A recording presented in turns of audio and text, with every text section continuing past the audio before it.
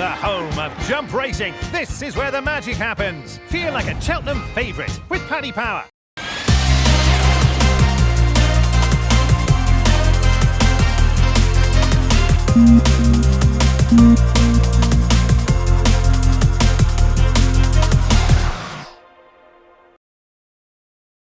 Welcome everybody to Road to Cheltenham. And Ruby, what a race we have to reflect on from the weekend. The SBK Clarence House, the clash we'd been longing for until they actually turned up in the paddock. I don't think we dared believe it was actually going to happen. But Shishkin and Energumene took each other on. And there was the small matter of the title holder first flow in the race as well at Ascot.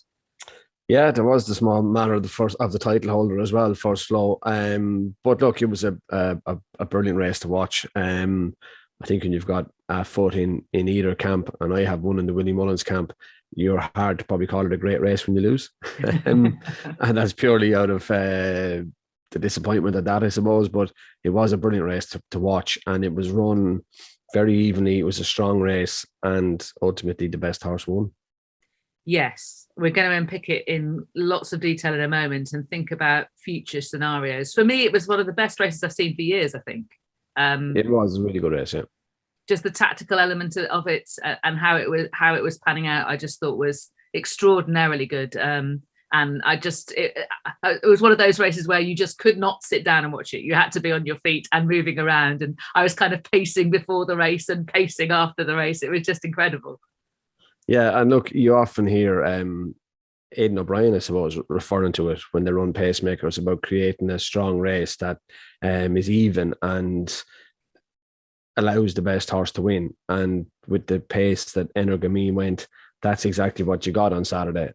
I don't think if Paul Townend had a stopwatch on him, he could have ridden more even splits. He got it absolutely right. And when the pressure was applied, especially away from Swinley Bottom, like they clocked under 15 just twice, rising away from there. It put first flow to the pin of his collar. They quickened sharply from the home turn to 2 out. Now, Energumene did slow from the second last to the last, and again from the last to the line.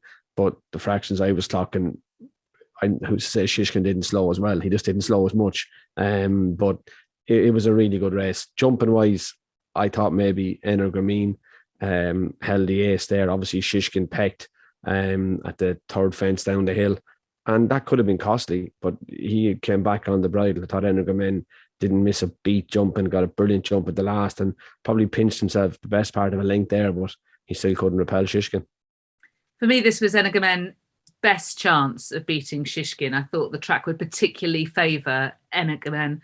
That Shishkin, with his habit of adjusting left, that Ascot might exaggerate that a little bit. I think that was the case. I mean, as you say, it was a good even pace. I can't believe it was the pace that was putting Shishkin under pressure. I mean, I know he's not the silkiest traveller in the world, but nonetheless, I felt that at each fence, it was kind of the adjusting left and then having to click back in to being in the position behind Energumene, with Paul Townend completely controlling things on the inside.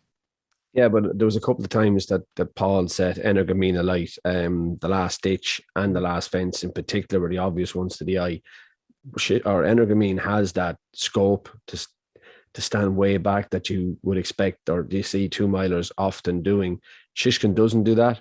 He never comes a stride too early or half a stride early. If he's in, his preference is to take the shorter stride, and I suppose that's where those half lengths add up a little bit. So, Energumene is the more flamboyant jumper, I think is the word I'm looking for. Yeah, he's really fluid and quick and silky there. Let's just reflect on coulda, woulda, shoulda at Ascot before we sort of project forward. Some people have argued that it would have been better had Energumene gone a bit harder, maybe in the third quarter. What would be your take on that, bearing in mind how the horse slowed down towards the end? The third quarter would be sort of from him halfway from Swinley Bottom to the home turn. I would imagine would be the third quarter. Me picturing Ascot, I would personally think that's definitely the wrong place to go harder. You're still climbing at that stage in Ascot, and to me, that's a cardinal sin to go faster when you're going uphill. That's the quickest way of sapping energy. So maybe not there. You could maybe have rolled more with the undulation in the second quarter down the hill and saw if you could have tested Shishkin's jumping. But when you do that, you're also testing your own jumping. So there has to be a risk assessment there. But I thought, looking at the fractions and watching them even live on television on the day, it looked very even. It looked very solid to me. To me, you couldn't do it any better. I agree. I mean, to be fair, I was possibly misrepresenting other people's arguments there, and an argument I don't really believe in. I feel like had he gone harder at any point earlier, probably have been beaten further by Shishkin. That's the way it looked to me. Shishkin, and even though Energumene is a 2.5 mile winner and may well win over further in the future, at this trip, Shishkin is the strongest there. Yeah. And it was just a brilliant performance from him. He's now rated higher by the BHA than his predecessor at the same yard, Altior. £2 higher, I think I'm right in saying, 177 as opposed to 175, your favourite subject ratings.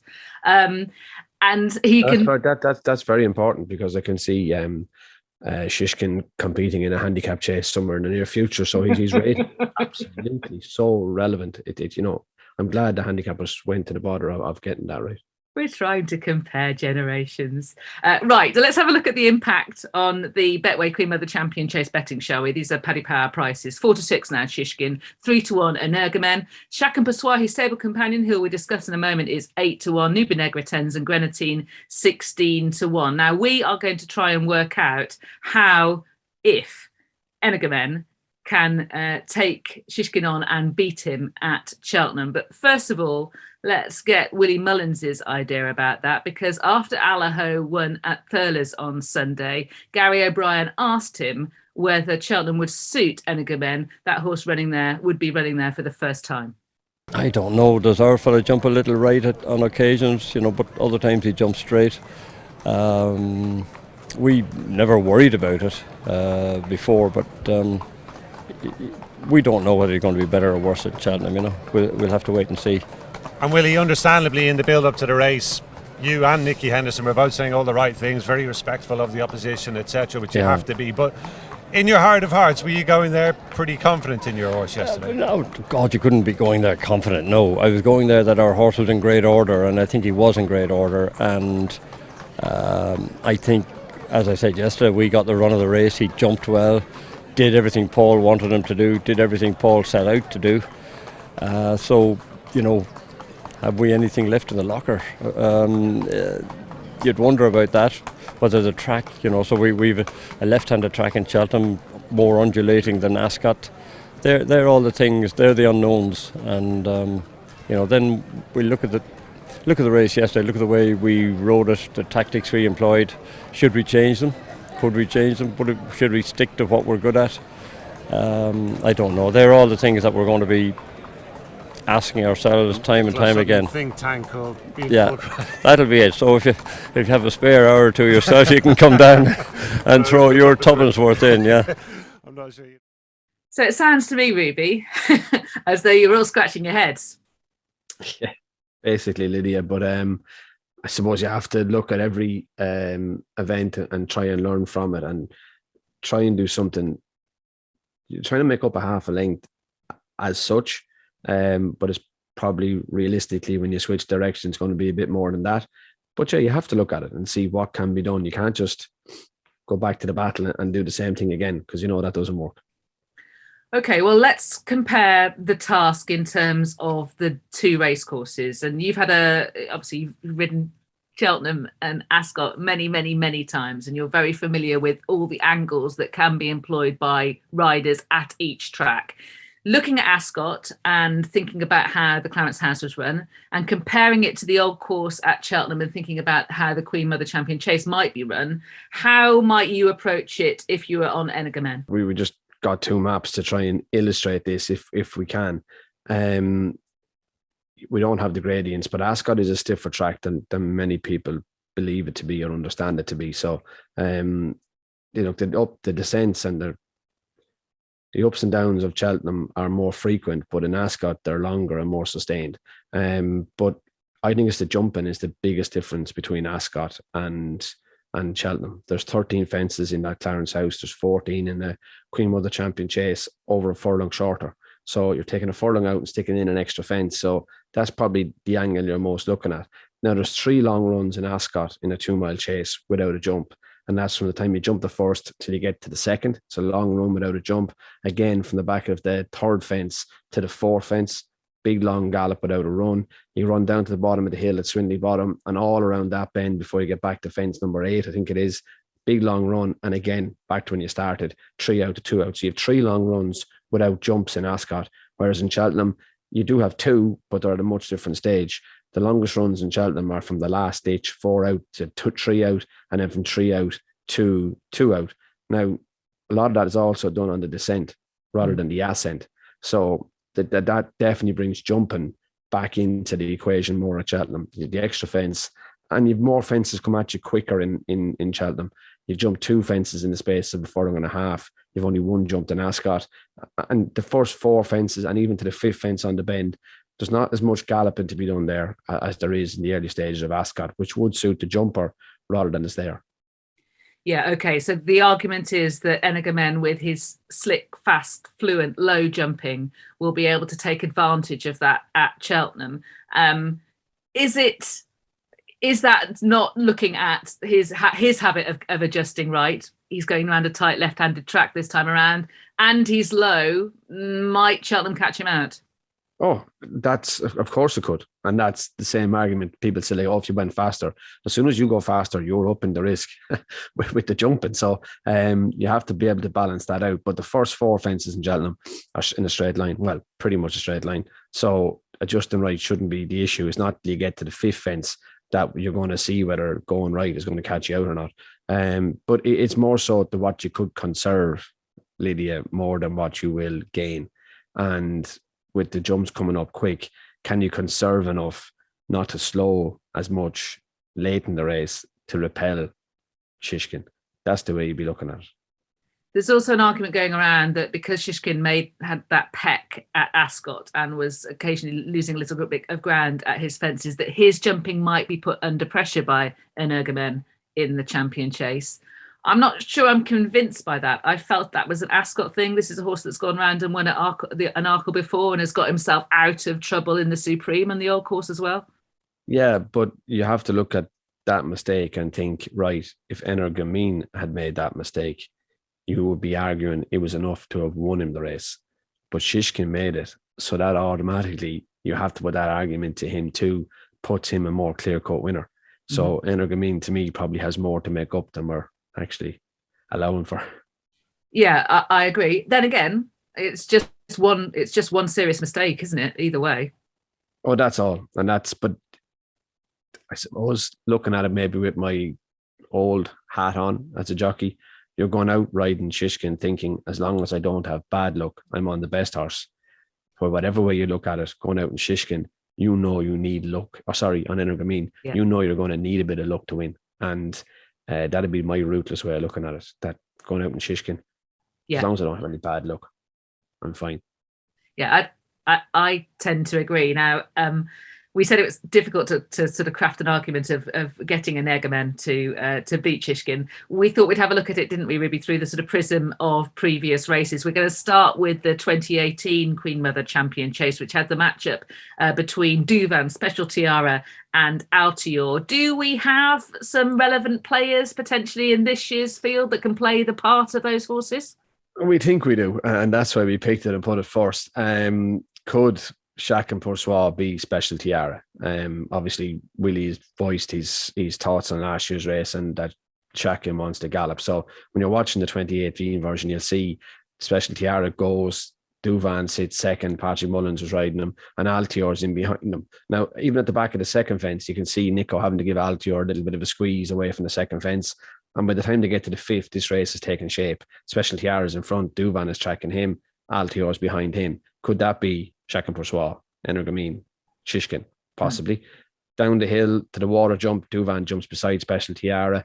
The plain fence, Patrick is rolling on, Duvan is attacking, jumps to the front at the 8th, and then goes with speed and jumps into the ditch. And that's the end of the race. How he was going, he looked to be travelling well, but you don't get paid at the 4th last. So who knows what will happen. Now, obviously, Min then came from the back, pulled out off the home turn, looking like he was going to take Altior.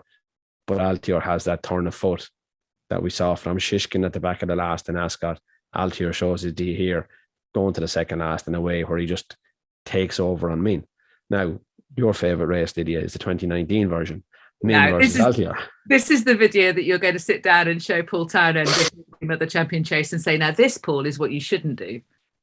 I don't think I need to show Paul Townend. He's well aware of that. But look, every couple of years, you do fall into the trap of making a mistake you've made in the past. And even when Paul Townend on Energumene can't purely go out to ride to beat Shishkin. He has to try and ride to maximise Energumene as well as trying to beat Shishkin. And I tried that on Mean in 2019. St. Calvados made the running. We left Altior in second place. And everyone seemed to be of the same opinion. There wasn't a conflab blow at the start. No one wanted to help, take on, or try and outstay Altior. So everyone sat off Altior, down to 3 out. Everyone's queued up behind him for the sprint. But lo and behold, as they round off the bend, So Royale has the gears to go and join Altior on the inside. Politolog comes at him on the outside. But who was the fastest horse? It was still Altior. Mean's not even in the first 3. So, Paul, you can't go out just to try and do something to beat one horse. You still have to ride your own to maximise where you can finish. And I think these two examples are particularly opposite because Shishkin reminds me uncannily of Altior. Yeah, How me too. about you? Yeah. Nico de Bumper interestingly made a distinction. He said that Altior, he implied that Altior was a bit quicker than Shishkin in his younger days, that a more mature Altior is more like Shishkin. Yeah, he know them better. I mean, I never had the privilege of riding either. And I said, but yeah, he is. I mean, did Altior travel smoother as a novice chaser than Shishkin did? I'd have to go back and watch it. I don't have a memory of Altior being sluggish, but look, we'll take Nico's word for that.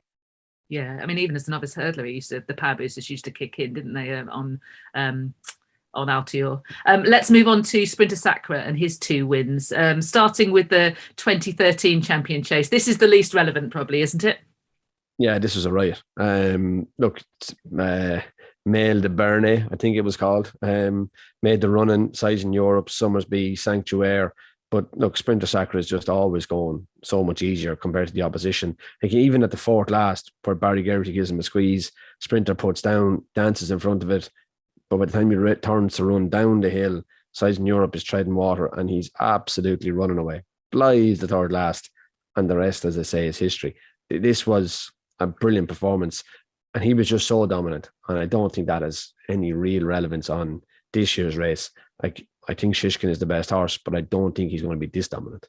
Yeah, I agree with that. And of course, this is the tearjerker. The 3 years later, the Queen of the Champion Chase, that Sprinter Sacre came back from setbacks, from problems, health problems, to be able to win. What relevance does this have?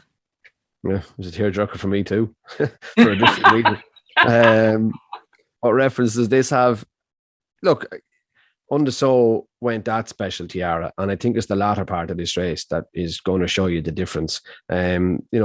Special tiara ended up in front. The 4th fence going a really strong gallop. Undersow made a mistake, which is very unlike him. And then when they get down to the 6th fence, Undersow gets up the special tiara. Special tiara jumps back into the lead at the 8th. The 10 fence, they land up sides again, and then they get going down the hill, Undersow and Special Tiara, or I got going Undersow down the hill to 3 out.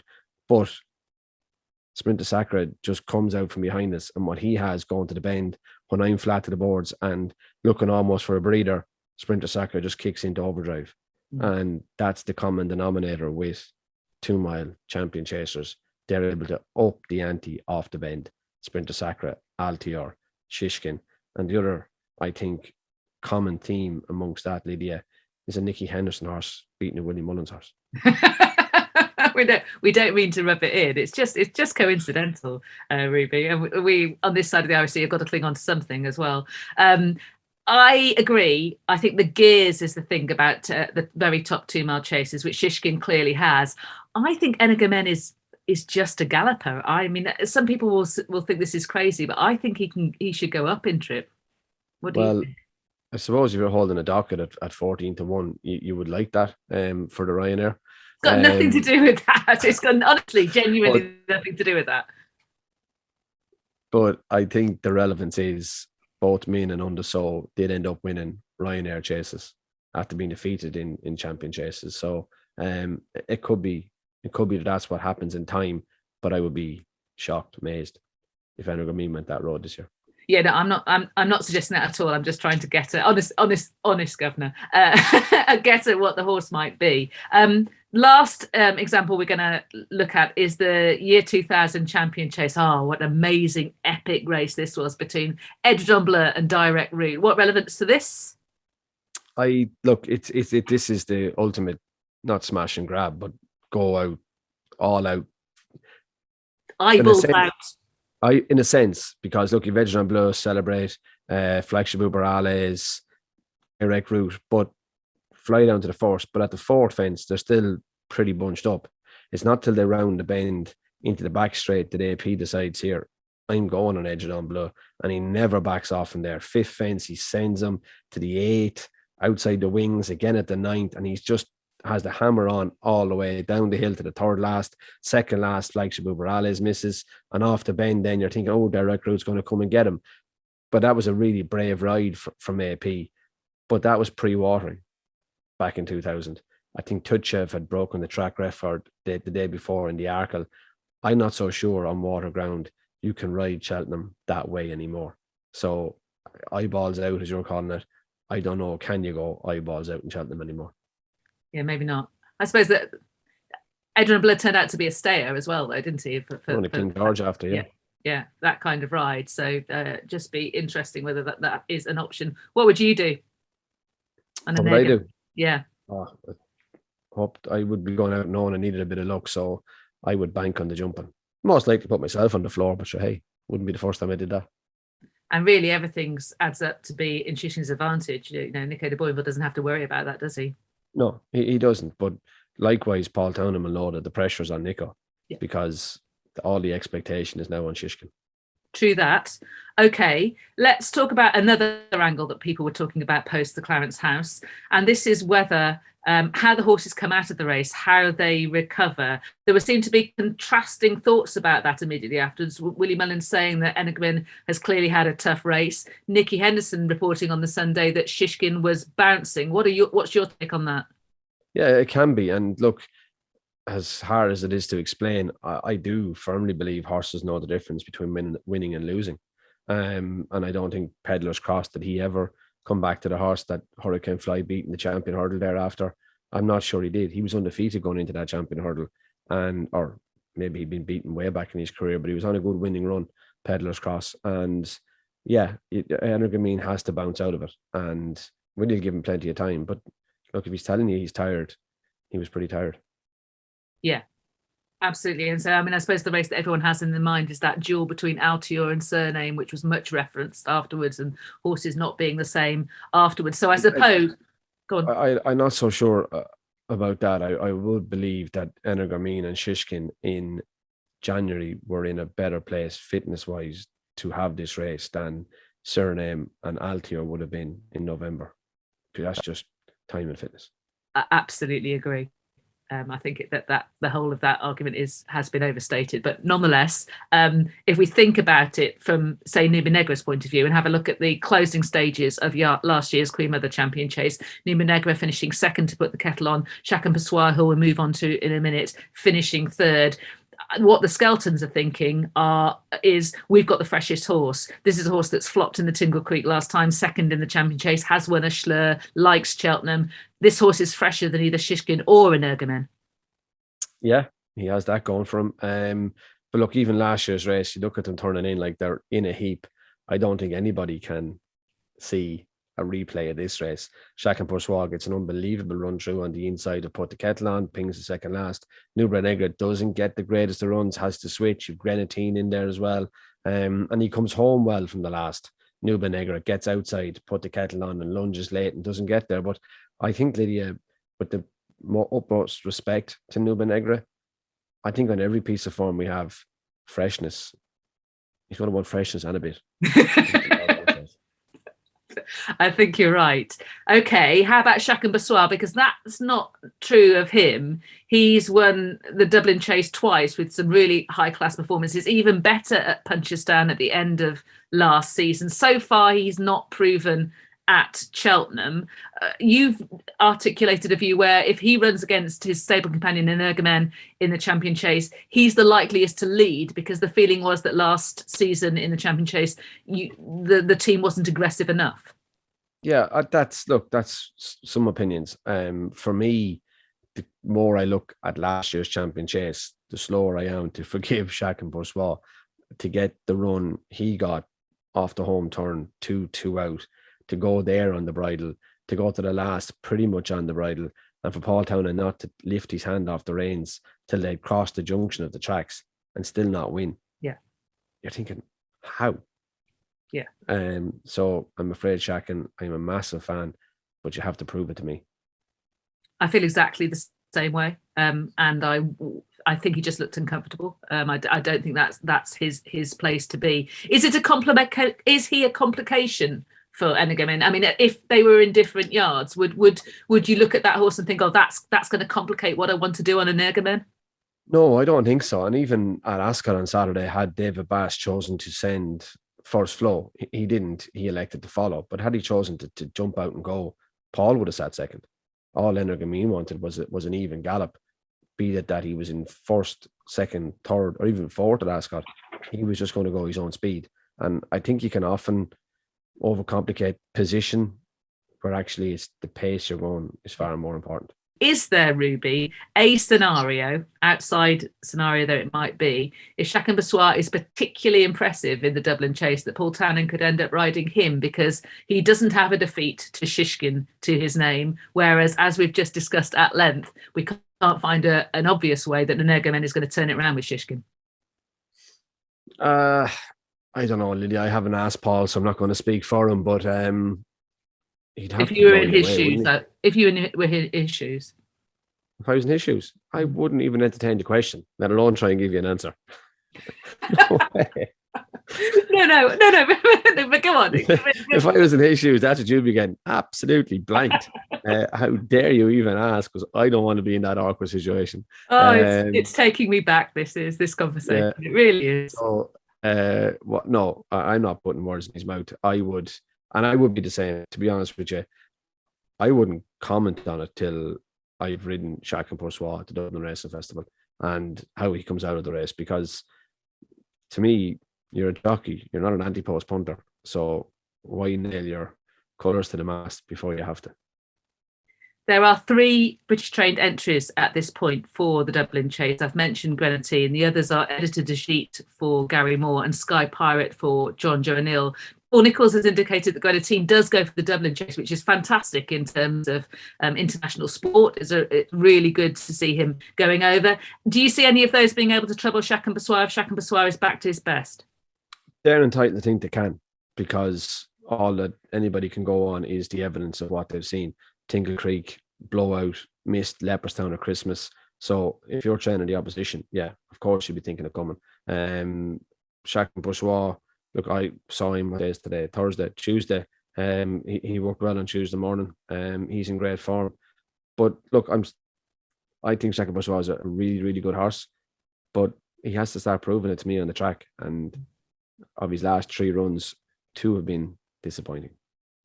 Okay, so those are our reflections on the Clarence House, our projections looking ahead to the Queen Mother Champion Chase. And so before we talk about Allaho, let's hear a question from Noel Hayes. Hi Lydia, good evening. My question relates to Allaho and the prospect of him switching to run in the Gold Cup at this year's Cheltenham Festival. I guess in short, will he once campaign the horse like he was a thorough stayer? He's already won 1 Ryanair Chase, and winning a second does nothing for his legacy or the legacy of the trainer.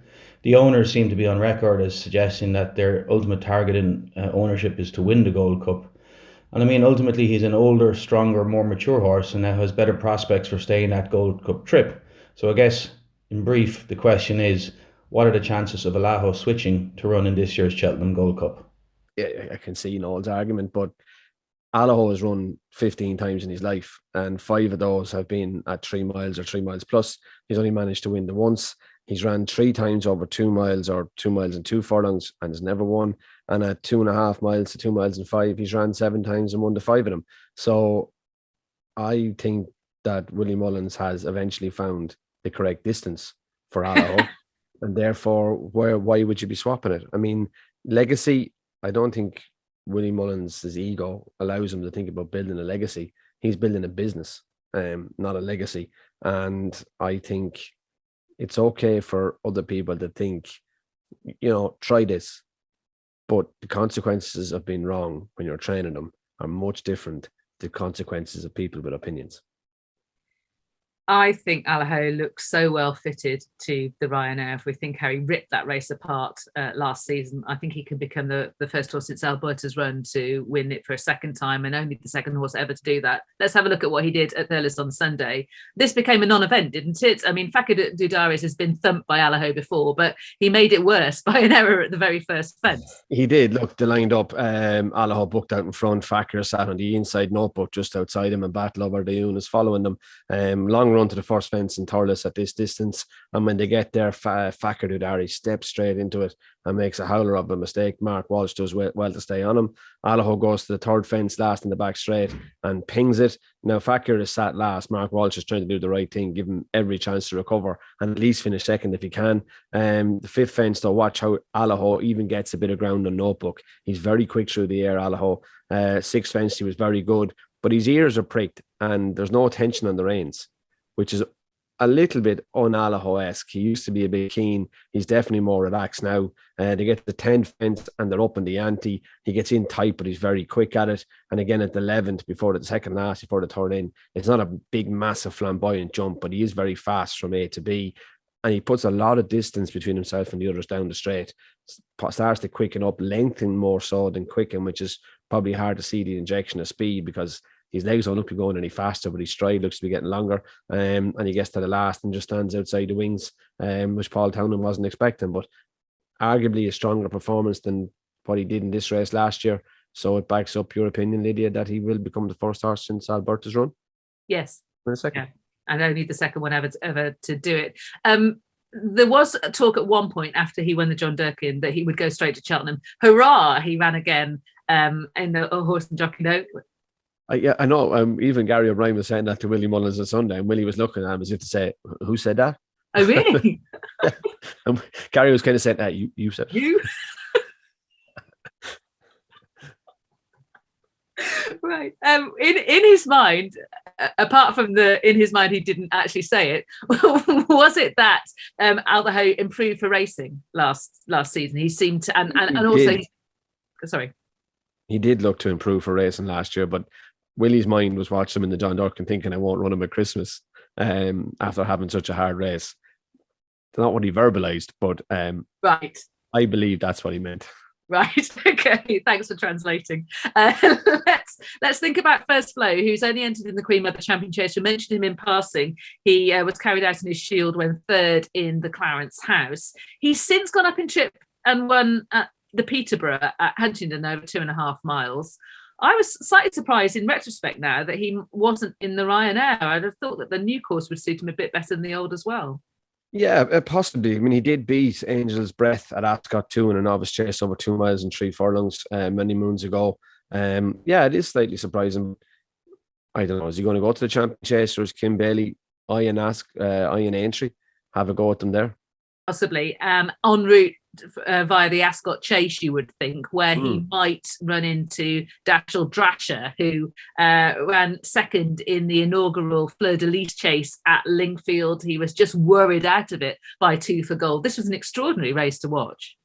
It was. I think he just got outstayed maybe at the very end of it. But I think a lot of Dashel Drasher's form ties in with the ill-fated Master Tommy Tucker, who sadly broke his leg at Lingfield. And to me, he looked to be the horse that was coming to win the race. And I think a lot of Dashel Drasher's form ties in with Master Tommy Tucker. And I think he ran to about the same level that he has been running. Yes, I thought that Master Tommy Tucker was just beginning to creep into things as well, having been ridden really nice and cold. It punches such a hole, I think, certainly onto the British scene, the loss of Master Tommy Tucker. And Harry Derham has written a really moving tribute to him, which you can find on the Racing Post website. I'd urge you to read that. So Dashel Drasher, he was declared for the Ryanair last season and pulled out because of drying ground. Do you think Jeremy Scott might have a go with him? He's such a fabulous horse. He is a wonderful horse. And he brings something to the mix. And think slightly shorter might suit him. Frodon, I mention him because when he was chatting, Paul Nicholls, his trainer, was chatting to Nick Luck in a podcast last week. He was saying that he might yet supplement the horse for the Ryanair, having not entered him at Cheltenham at all. He was having a look at the Cotswold Chase this weekend. He didn't enter, which suggests that he'll be coming over for the Irish Gold Cup. But he could yet enter through the side door for Cheltenham. Yeah, he's a previous winner of the race. He could. I mean, look, he still shows that he has plenty of spark and zest in him. We'll see how he gets on in Leopardstown, but didn't enter him in the first place. But I think we entered on his own. The Gold Cup took him out and then supplemented him. So it does happen. It can happen indeed. Having a look at the betting for the Ryanair, again, Paddy Power odds, 11-10 Allaho. Energumene's in there at 8-1. Don't think it's going to happen. San Calvados 8-1 and Chamblou is 12-1, and he'll be heading straight there, I think. Let's talk about the Boodles Cheltenham Gold Cup, because Boodles have signed up with Cheltenham to sponsor that, as well as the Leading Jockey Award and the Juvenile Handicap Hurdle at the Cheltenham Festival. And Royale Pagaille could be one for the Cheltenham Gold Cup after winning back-to-back Peter Marshes at Haydock on Saturday. Yeah, he could, and it's good enough performance. I mean, they lined up and they jumped out. Sam Brown, who was given £16 then, eventually beats a half a length, is up there on the pace under Aidan Coleman. Royale Pagaille drops in, and when they round the bend heading to the first fence even, they're doing sort of 31 miles an hour on the screen, and that's the fastest they clock at any stage in this race on the television anyway. Because the fifth fence, Royale Pagaille jams on and pops the fifth fence a little bit slow, and the seventh fence, you see Charlie Deutsch thinks about asking him, changes his mind, and Royale Pagaille still comes out of his hands. He was really quick through the air. He was good again at the 10th, but gets a nudge on landing. And that's what took my eye with Royale Pagaille. They were dropped back to 29 miles an hour at that stage, and he's still getting a nudge to hold his position. And you're thinking, is he going to be fast enough? The 13th fence, Sam Brown pings it. Royale Pagaille was okay, but again, has to be ridden away from the back of it. And, when they briefly head to the third last fence, when they're quickening, they get back to around 30 miles an hour. But, and then they just keep plugging away down the straight. Good jump at the 2 out, puts Royale Pagaille in front. Sam Brown misses the last, and Royale Pagaille outstays him. I know it's the concession of weight, etc., but I still find him a hard horse to see winning a Gold Cup. Yeah, I still don't think that the track particularly suits him, but Rich Ritchie, his owner, said afterwards they've got to have another go. He's just won off a mark of 163. It's probably a career best, and the horse, of course, got injured in the Gold Cup last time, didn't he? He tore off the front of his hoof. Yeah, cornet band or a cornet band injury or something. Look, and maybe you can forgive him that. Venetia and Charlie Deutsch are having a wonderful season, so who knows? Now, tell me about Al Boum Photo being entered in a 3-mile handicap hurdle at the Dublin Racing Festival. Could that happen? Look, he's in off a mark of 143. He's been risen a pound, having not run over hurdles for a couple of years, which I do think one of the assistants found quite hard to understand. But he's in off a very favourable mark, but I'd be surprised if he did. Yeah, I would have thought so. I mean, the ground has been the discussion point for the Dublin Racing Festival. What's going on? But the chase track, the hurdle track in Leopardstown, the middle hurdle track in Leopardstown, which is this flat course, which is watered all summer, is always much slower than the inside hurdle track and the outside chase track. So perhaps the ground could be okay, but in fairness to Leopardstown, they are pumping the water on. By all accounts, I've had several conversations, and they are not missing it. They've gotten the message, I think. So if we have a look at the Boodles Gold Cup betting, we've got Aplutar at the top of it at 130. Royale Pagaille obviously has paid him a compliment because he absolutely thumped him in the Betfair Chase. He did. He did thump him. Obviously he's probably, I'm assuming, going the same road as he went last year, straight to Cheltenham for Aplutar. You probably see him in Ill next weekend. He ran in last year's Leopardstown or Irish Gold Cup as well. So, it's shaping up. But look, I wish I'd said each way Al Boum Photo. Regrets.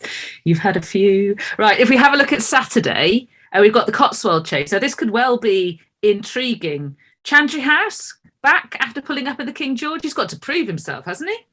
He has, but he missed a second in the King George. They were going quicker than he was comfortable at. And looking back at his races last year, even when he won the Turners that it is now, they didn't go mad quick early in the race. Again, at Aintree when he won, they didn't go hard early. The races that he's been best in, he's been able to get on his feet, whereas in the King George, they went really hard early and took him off his feet. And I think the excuse could be as simple as that.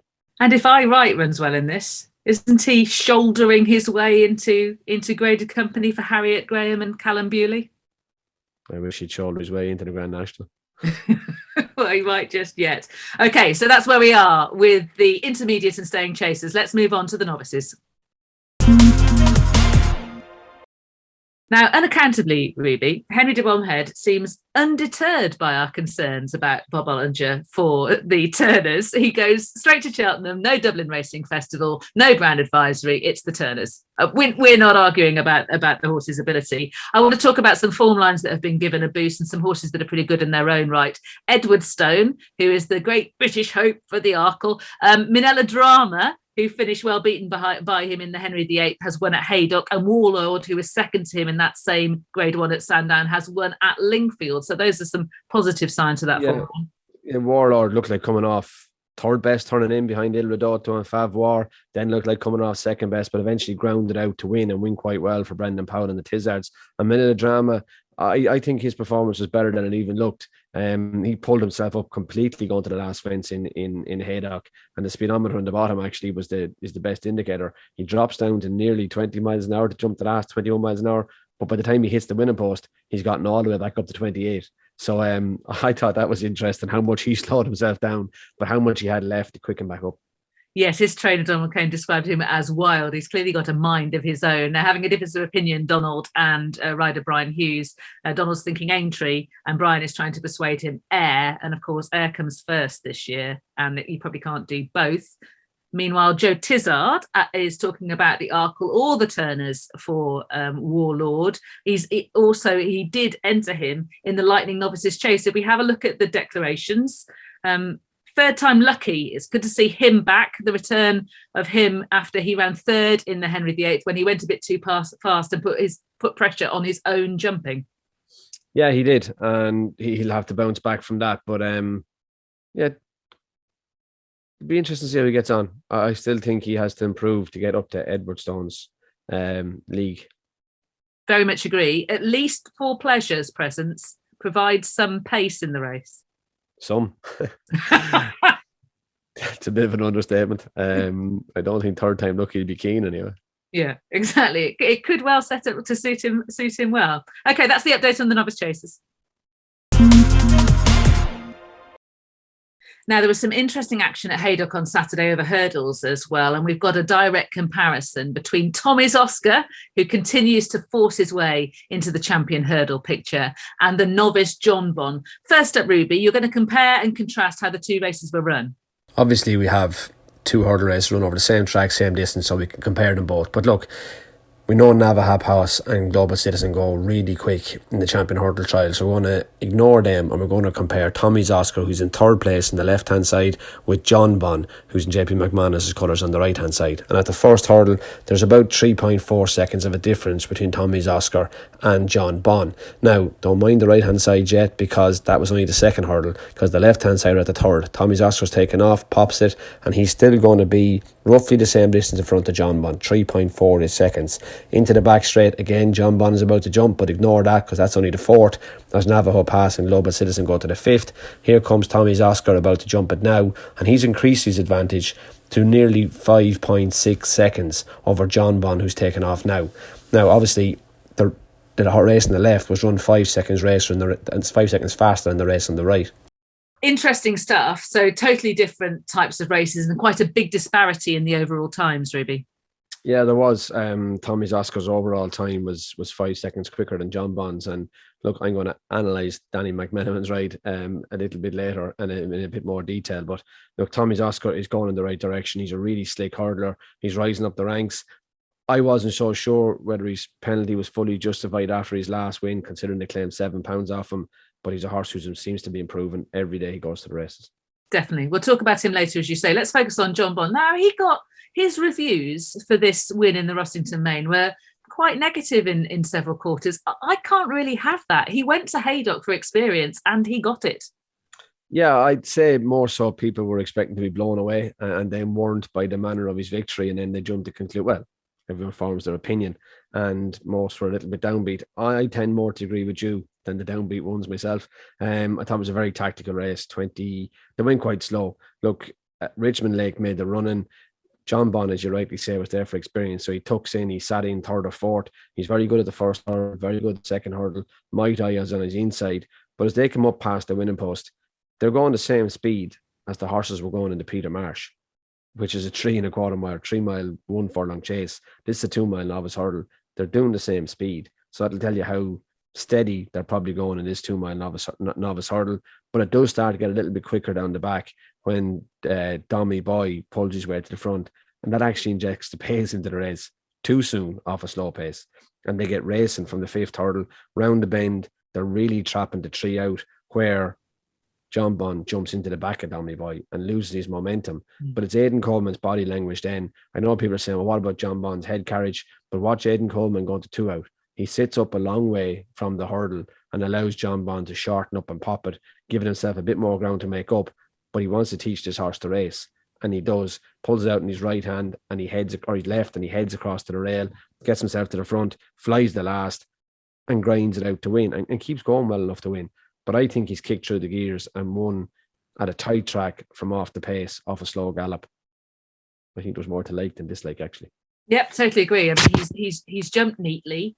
As you say, he's managed to overcome the way the race was run. He's been settled, so he's learned something else. You know, previously in the previous 2 starts, Aidan Coleman has let him stride on when there's been no pace. This time he's deliberately held him up so that he learns a new thing, because he ain't going to be leading in the Supreme, is he? So we've seen a different way of going. And that head carriage you referred to, I don't know, I always associate that with effort of a horse trying to overcome against the run of the race. Do you know what I mean? Because he's going into a quickening pace. So do I, and I can't remember Jonbon. Maybe he is at home and he's working, but being asked to do that in a race, and I much preferred it from the last home. I didn't have too many. I didn't walk away thinking, "Well, that won't win the Supreme." I most definitely didn't. I agree. Other people have pointed, critics of Jonbon's demeanour have pointed to how sweaty he got, and clearly he's been closely studied for this. Do you think, given it's the Supreme, the Raw, Cheltenham Festival, etc., that they might employ a red hood, as in for the preliminaries only, or for earplugs beforehand, or something like that? They could easily do it. But to me, the best part about Jonbon is he's only keen and messy in the preliminaries. Yes. As soon as he breaks into a canter, he's much more relaxed. So I wouldn't be so worried about what he does beforehand, because he's not going to run away with you in the race. Most horses that get excited like that then over race and they just pull. He doesn't. As soon as he breaks into a canter, he's relaxed. Yeah, that's why I'm talking about aids that are only used pre-race. You don't want to mess with the way he runs his race, because it's fine. No. Yeah, I agree. So yeah, a red hood would be ideal. Okay, well, we asked the roadies, weighing up the most recent action on the track, who now has the strongest Sky Bet Supreme Novices hurdle claims and why. And they go pretty much in betting order. If we have a look, first of all, at the Sky Bet Supreme Novices hurdle betting, Paddy Power have Constitution Hill at 2s, the Double D, Dice at Dynamo at 7-2, Jonbon at 4-1. He was pushed out in some quarters after that win at Haydock. I think they were itching to do that, personally. And Sir Gerhard is 6-1, 4th in, and he runs at the Dublin Racing Festival. Our roadies, like Constitution Hill best with 38.6% of the vote, Dice at Dynamo with 34.7%, Jonbon at 19.3%. And if I just run through some views, Justin Kavanagh is focusing on how relaxed Constitution Hill is in the preliminary, straightforward jumping. On debut, his turn of foot was incredible in the Tolworth, how he quickened up on that ground. Dan Belmore agrees, no concerns about the occasion or the ground.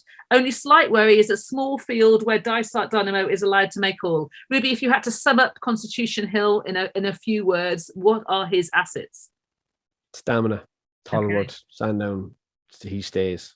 He's strong there. Okay, so the Jonbon fans, Anthony Wignall and Mark Rogerson have had chat. Anthony just thinks that Jonbon's the best horse in the race. Mark Rogerson said he wasn't on the bridle jumping the last against Richmond's Lake, which I think we've already addressed. We're of a different view, Mark.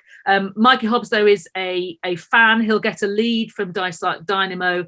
But don't be surprised if they go for a red or earplugs in the preliminaries. Okay, so Mikey Hobbs is thinking along those lines as well. So if you had to sum up Jonbon, what are his particular strengths? Not speed, pace. I think huge stride, bit like Duvan. He's a lot of pace. I think however fast they go, Jonbon will be able to travel. Kevin KS 113, the 113th of the KSs, says Dysart, as the clock doesn't lie, his last run was unbelievable. A repeat of that win, and he wins by 5+ lengths. You're summing up of Dysart Dynamo? Similar to Jonbon, I'd say he's a very pacey individual, likes to jump and go. Sean Morgan has got a sister. Now keep it to yourself, guys. If a novice hurdler from Ireland isn't top of the market, back the one closest to the top. Great value. Diana Thompson says to Gerhard, I spotted the twinkle in Ruby's eye when he spoke of him last week. Diana is being led purely by you, Ruby. Have you got the weight of responsibility on your shoulders? I don't know if I'd be able to cope. Anthony likes the Gerhard as well. He's talking about his turn of foot, which allowed him to steal some crucial lengths in the Supreme, just like he did in the bumper. He's been up the hill. Maybe the others won't enjoy it. So Gerhard, in a few words, Ruby. Speed. He has, as that man has just said, he has a terrific turn of foot. But up the hill, fair hill and Sandown. I think if you've won there, you'll cope at Cheltenham. Yeah, absolutely. And finally, lots of people did answer other. John Mead was one of them. He's a Mighty Potter fan. Very impressive the last day and open to more improvement than the three main protagonists. It's still open to him to potentially run in the Ballymore. Where would you go if you were Gordon Elliott? I'd say it depends on Three Stripe Life. I think he might split the two of those, maybe, possibly. Yeah, Mighty Potter is definitely overlooked. And I'd say one of Willie's maybe at a price is El Fabiolo. Yeah, El Fabiolo. Yeah, okay. So that's the state of the Supreme and potentially the Ballymore. We need to talk about the Albert Bartlett. Sad news, Blazing Carl. Sad news for us anyway, because Blazing Carl is going to miss Cheltenham. Charles Burns reported that he'd had an injury. He's going to miss a couple of minutes' work. That means that it'll be too much of a rush to get to Cheltenham. So he's concentrating on Punchestown. So it's good news that we'll at least hopefully see him this season. That's produced a reordering of the Albert Bartlett market, and it's a very Gordon Elliott dominated affair with Ginto and Hollow Games towards the fore, and also Jerry Colombe. Now we talked about him, Ruby. In fact, I talked about him with Danny, didn't I? About what the horse achieved over Christmas. What did you make of his latest performance at Thurles on Sunday? Yeah, I thought the ground was probably on the dry. It was dry enough from Lydia, and he did well enough. You had Churchstone Warrior Ida's boy, Jerry Colombe, and the Gofford. The four of them were kind of the main four in it. Look, he was put down at the 7th hurdle with Jack, was much better than at the 8th hurdle, but a slow jump at 3 out, which is not a good place to miss in Thurles, nearly cost him, but he got himself back up round the bend on the outside to the second last, where he took off out of Jock's hands and was always going to win from there home. Tough horse, who I thought showed his inexperience to beat more experienced rivals, and I think will step forward from it. Yeah, I felt pretty positive about it. He's maintained his unbeaten record. The Albert Bartlett more often rewards experience than brilliance, although obviously brilliant horses have won it, like Minello Indo, Bobsworth. Where is Jerry Colombe equipped at this stage for that test, do you think? He could be. I think it's quite important, like that the stats, the old stats showed you that you needed a lot of experience, a lot of runs, but I think the calibre of horse has risen in recent years that run in the Albert Bartlett. Minello Indo beating Allaho. Yeah, Monkfish, Noble Time, or Time Hill, sorry. There's been a couple of good renewals. So as the quality is rising, the experience requirement is dropping. Really good point. Okay, so that are our thoughts about the novice hurdles. So this week in Analyse This, I'm going to attempt to analyse Danny McMenamin's ride on Tommy's Oscar. And I thought this was a really good ride from a young man under plenty of pressure. The champion jockey, Brian Hughes, sets off on Navajo Pass and goes a really good gallop. The Navajo Pass won the race last year, but Danny just ignores him. And he has the confidence to think, well, they're going too fast. I'm not going to follow them. 34 miles an hour to the first. Same at the second hurdle. They're absolutely flying in front. But Tommy's Oscar is dropped in and he just stays going that speed. But when they pass the winning post, Brian Hughes has pulled Navajo Pass back. Keelan Woods is behind him on Global Citizen. But Danny doesn't panic, yet he will have realised that the two in front are slowing down to get a breather into the bend, into the back straight. Now they're going an even speed in front, but still Danny is in no rush to follow them. He doesn't think, oh, I have to get closer and rush Tommy's Oscar. He just stays riding at the same even fractions. And it's even more apparent away from the last hurdle in the back straight, because Brian Hughes sets sail into the bend, out of the back straight, and kicks on Navajo Pass. But Danny McMenamin's body language never changes. Around into the third last, he's still not panicking, jumps that fine, and they're starting to tire in front, and he arrives running away at the second last hurdle. But then he doesn't set sail. He sits, stays behind Global Citizen, jumps the last, and goes away to win. It's textbook stuff, and it probably sounds very easy, but when you're 25 or 30 lengths behind someone like Brian Hughes, it's hard to resist the temptation to rush him down, and Danny McMenamin did. 10 out of 10 in my book. And Tommy's Oscar is just a fabulous horse. Anne and Ian Hamilton are now seem to be resigned to going to the Univet Champion Hurdle. They sort of enlisted Niall Hannity to drive the box down there.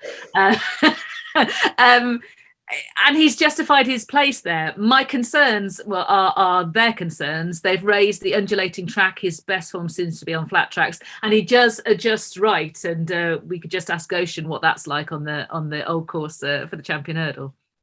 Yeah, he does, but I mean, there's only I don't think he's going to adjust quite as right as Goshen is or does. But look, to be fair to Tommy's Oscar, he was third at Carlisle. Is that about the only undulating track he would have raced at? Behind Bass Rock. But I don't know. Maybe he is a flat track hero. But look, he's earned his right to run. He really has. And you don't know unless you give it a go, do you? And he has absolutely earned his right to run. If we have a look at the betting, he is 25-1 behind, of course, Honeysuckle at 4-6. And San Felician's there at 33-1. Now, we had him wrongly headed towards Lingfield last weekend. Actually, we're going to see him at Naas this Sunday in the Limestone Lad. This is a horse you like. He's going to have to prove himself there, Ruby. Yeah, I think he's a hard enough horse to place, Lydia, because he's not a novice, yet he's still relatively young. And yeah, he's in Naas in the Limestone Lad on Sunday, which excludes horses that have won Grade 1s since the first of some or other date. But anyway, he gets in. I just think he could have the profile of a Martin Pipe horse, and this will be his third run. He won at Auteuil in March of 2021. He won on his only start in Gordon, where he beat Slip of the Tongue. This will be his third start before the weights are out for the handicaps in Cheltenham. And I think as a 5-year-old, not a novice, I think he ticks Martin Pipe box. There are other key races run this weekend. We've mentioned several of them during the course of the show. One we haven't so far is the Cleve Hurdle.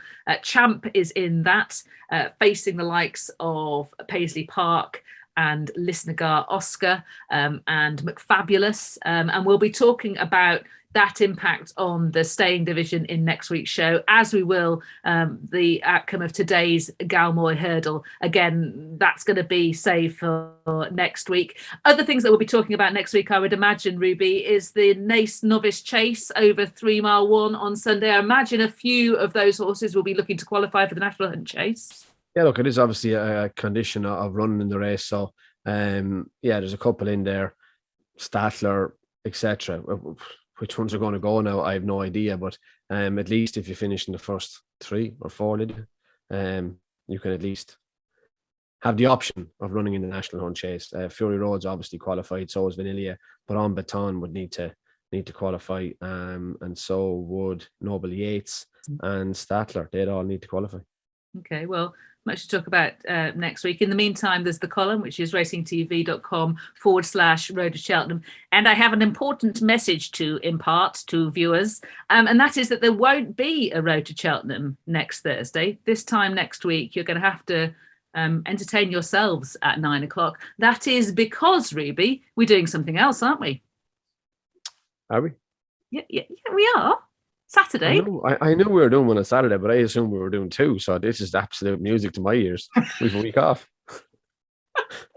not a week off. The preparation is the same. It's just shifted late. Anyway, so I'll tell you all and Ruby that there's going to be a live Road to Cheltenham after racing on Saturday night, live from the track at Leopardstown, halfway through the Dublin Racing Festival. We'll be reflecting on all the action from the week, the action from that first day, and looking ahead to the final day of 2 from that important festival. So remember, not next Thursday, but next Saturday. We'll see you then.